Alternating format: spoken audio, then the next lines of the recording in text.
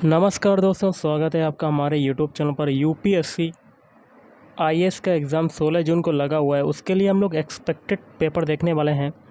Video start करने से पहले आप लोगों से एक बात कहूँगा, जो लोग नए हैं तो प्लीज़ चैनल को ज़रूर सब्सक्राइब कर लें। चलिए स्टार्ट करते हैं। तो गाइस, आज के सेशन में पहला क्वेश्चन है, त्वरित वित्तीयन प्रपत्र और त्वरित ऋण सुविधा निम्नलिखित में किस एक के द्वारा उधार दिए जाने के उपबंधों से संबंधित है। देखिए, 4 ऑप्शन आपके दिए गए हैं, तो इसमें से हो जाएगा ऑप्शन बी, अंतर्राष्ट्रीय मुद्रा कोष। अगला है, भारतीय अर्थव्यवस्था के संदर्भ में निम्नलिखित कथनों पर विचार करें। तो देखिए, इसके लिए आंसर आपका बनेगा ऑप्शन सी, पहला और तीसरा। तो पहला क्या है, अर्थव्यवस्था के संदर्भ में अंकित प्रभावी विनिमय दर में वृद्धि रुपए की मूल वृद्धि को दर्शाता है। और तीसरा आपका राइट आंसर हो जाएगा, अन्य देशों में मुद्रास्फीति के सापेक्ष घरेलू मुद्रास्फीति में बढ़ने की प्रवृत्ति नियर NEER और रियर के बीच में वर्धमान अपसरण उत्पन्न कर सकता है। अगला क्वेश्चन देख लेते हैं, क्या कहता है आपका। भारतीय अर्थव्यवस्था के संदर्भ में निम्नलिखित कथनों पर विचार करें। तो इसमें आपको वो कथन चुनने हैं जो कि आपके सही हैं। तो इसमें से हो जाएगा ऑप्शन बी, दूसरा और तीसरा। तो भारतीय अर्थव्यवस्था के संदर्भ में दूसरा वाला सही है, जैसे कि यदि रुपए का तेज़ी से मूल्यह्रास हो रहा है तो RBI बाज़ार में डॉलरों का संभावित रूप से विक्रय कर सकता है। और तीसरा क्या कहता है, यदि USA या यूरोपीय संघ में ब्याज दरें गिरती होती तो इससे संभावित रूप से RBI की डॉलरों की खरीद प्रेरित हो सकती है। अगला, G20 कॉमन फ्रेमवर्क के संदर्भ में निम्नलिखित कथनों पर विचार करें।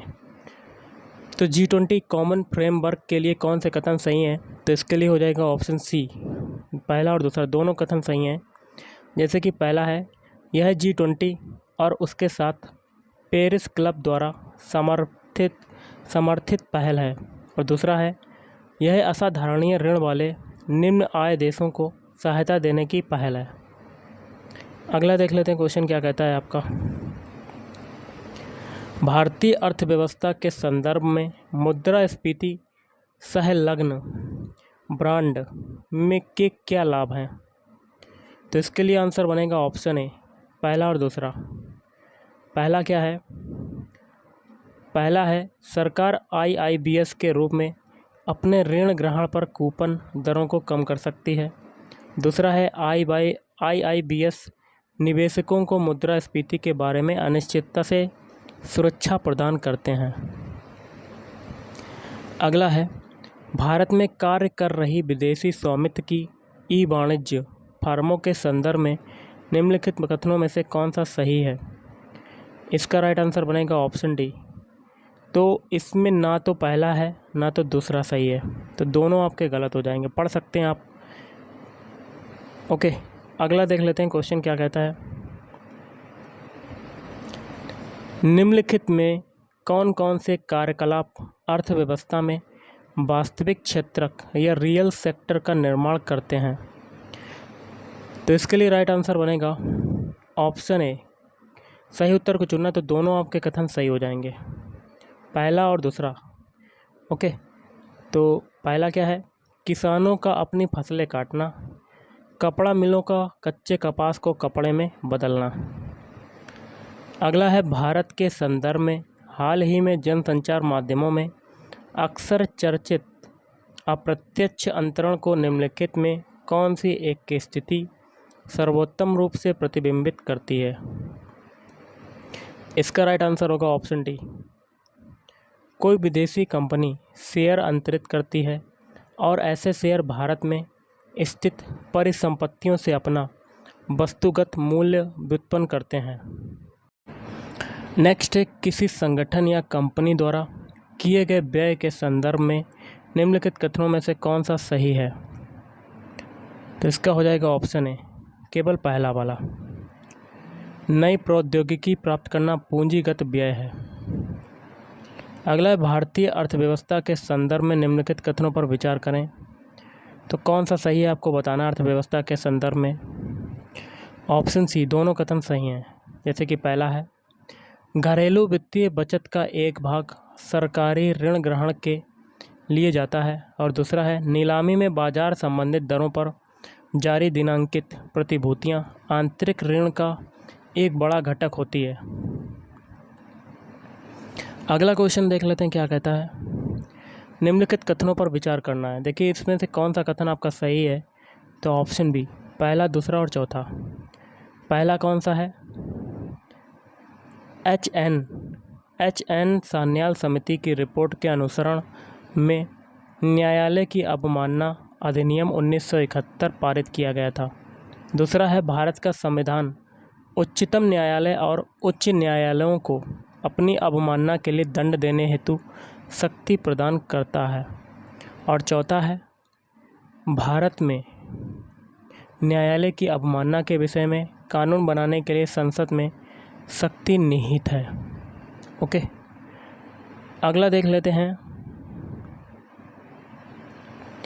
भारत के संदर्भ में निम्नलिखित कथनों पर विचार करें, और कहता है कथनों कौन सा कथन सही है, तो ऑप्शन बी, दूसरा वाला।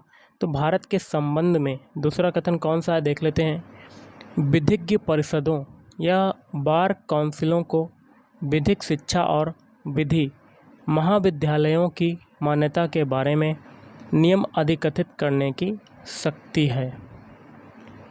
नेक्स्ट, निम्नलिखित कथनों पर विचार करें, और कौन सा कथन सही है आपको बताना है।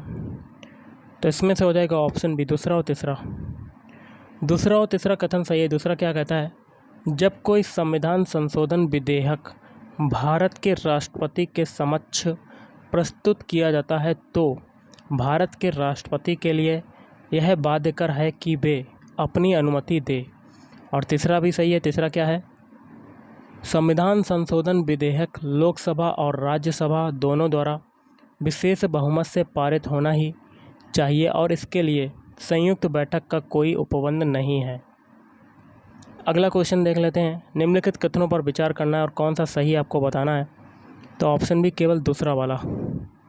दूसरा कथन क्या है, संघ सरकार में मंत्रियों की कुल संख्या प्रधानमंत्री को मिलाकर लोकसभा के कुल सदस्यों के 15% से अधिक नहीं होनी चाहिए। अगला क्वेश्चन है, निम्नलिखित में से कौन सी लोकसभा की अनन्य शक्तियां हैं। तो कूट का प्रयोग करते हुए सही उत्तर को चुनना है। तो ऑप्शन बी, केवल दूसरा वाला। दूसरा क्या है, मंत्रिपरिषद के विरुद्ध अविश्वास प्रस्ताव पारित करना। अगला है, भारत में दल बदल विरोधी कानून के संदर्भ में निम्नलिखित कथनों पर विचार करें। तो इसके लिए कौन सा कथन सही है आपको बताना है। तो ऑप्शन बी, केवल दूसरा वाला। दल बदल विरोधी कानून के संदर्भ में दूसरा वाला कथन कौन सा है, तो देख लेते हैं कि क्या कहता है दूसरा कथन। यह कानून कोई समयावधि नहीं देता जिसके अंदर पीठासीन अधिकारी को दल बदल मामला भी निश्चित करना होता है। नेक्स्ट क्वेश्चन है, निम्नलिखित कथनों पर विचार करना है और कौन सा कथन सही है आपको बताना है। तो इसमें से हो जाएगा ऑप्शन डी वाला, ना तो एक ना ही दूसरा। तो दोनों का कथन आपके गलत हैं। पढ़ सकते हैं, भारत का महान्यायवादी और भारत का सॉलिसिटर जनरल ही सरकार के एकमात्र अधिकारी हैं जिन्हें भारत की संसद की बैठकों में भाग लेने की अनुमति। ये गलत। दूसरा क्या है, भारत के संविधान के अनुसार भारत का महान्यायवादी अपना त्यागपत्र दे देता है जब वह सरकार जिसने उसको नियुक्त किया था इस्तीफा देती है। तो ये भी गलत हो जाएगा। अगला है, भारत के न्यायालयों द्वारा जारी रिटों के संदर्भ में निम्नलिखित कथनों पर विचार करें। इसके लिए राइट आंसर होगा ऑप्शन डी। तीनों कथन आपके सही हो जाएंगे, जिसमें पहला कथन कहता है, किसी प्राइवेट संगठन के विरुद्ध जब तक कि उसको कोई सार्वजनिक कार्य नहीं सौंपा गया हो परमादेश नहीं होगा। दूसरा है, किसी कंपनी के विरुद्ध भले ही वह कोई संस्कारी कंपनी हो परमादेश नहीं होगा। और तीसरा भी आपका क्या हो जाएगा, सही हो जाएगा। तीसरा क्या कहता है, कोई भी लोकप्रवण व्यक्ति या कह सकते हैं पब्लिक माइंडेड पर्सन अधिकार परीक्षा रिट प्राप्त करने हेतु न्यायालय में समावेदन करने के लिए याची हो सकता है। अगला क्वेश्चन देख लेते हैं क्या कहता है। आयुष्मान भारत डिजिटल मिशन के संदर्भ में निम्नलिखित कथनों पर विचार करें और कौन सा सही है आपको बताना है। तो ऑप्शन बी तीसरा वाला। तो तीसरा क्या कहता है, यह पूरे भारत में निर्बाध रूप से लागू किया जा सकता है। अगला है लोकसभा के उपाध्यक्ष के संदर्भ में निम्नलिखित कथनों पर विचार करें। तो कथन से आपका कौन सा कथन सही है, लोकसभा के उपाध्यक्ष के संदर्भ में कौन से कथन सही हैं। तो ऑप्शन ए पहला और तीसरा। पहला क्या है, लोकसभा के कार्य पद्धति और कार्य संचालन नियमों के अनुसार उपाध्यक्ष का निर्वाचन उस तारीख को होगा जो अध्यक्ष नियत करे। और तीसरा क्या है, सदन की बैठक की अध्यक्षता करते समय उपाध्यक्ष की शक्ति वैसी ही होती है जैसी कि अध्यक्ष की, और उनके भी निर्णयों के विरुद्ध कोई अपील नहीं हो सकती। नेक्स्ट क्वेश्चन आपका है, निम्नलिखित फसलों में कौन सी एक मीथेन और नाइट्रस ऑक्साइड दोनों का सर्वाधिक महत्वपूर्ण मानबोधभावी स्रोत है। तो इसका क्या हो जाएगा आपका आंसर, ऑप्शन बी धान। अगला है कृषि की धान गहनता प्रणाली का, जिसमें धान के खेतों का बारी बारी से क्लेदन और शुष्कन किया जाता है, क्या परिणाम होता है। नीचे कूट से सही उत्तर को चुनना है। तो ऑप्शन डी तीनों आपके सही हो जाएंगे।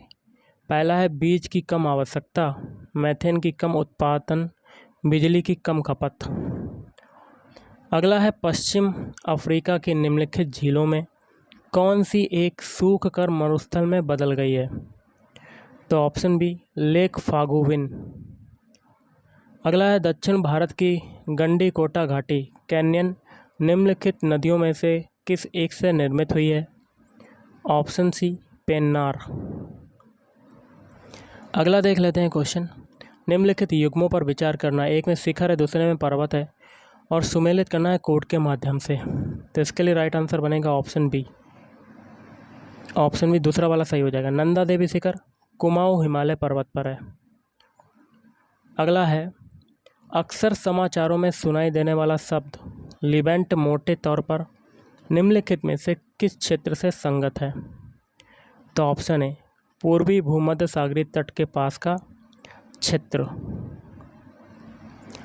अगला है निम्नलिखित देशों पर विचार करें और आगे कहता है उपयुक्त में से किनकी सीमाएं अफगानिस्तान के साथ लगती हैं, कूट के माध्यम से बताना है।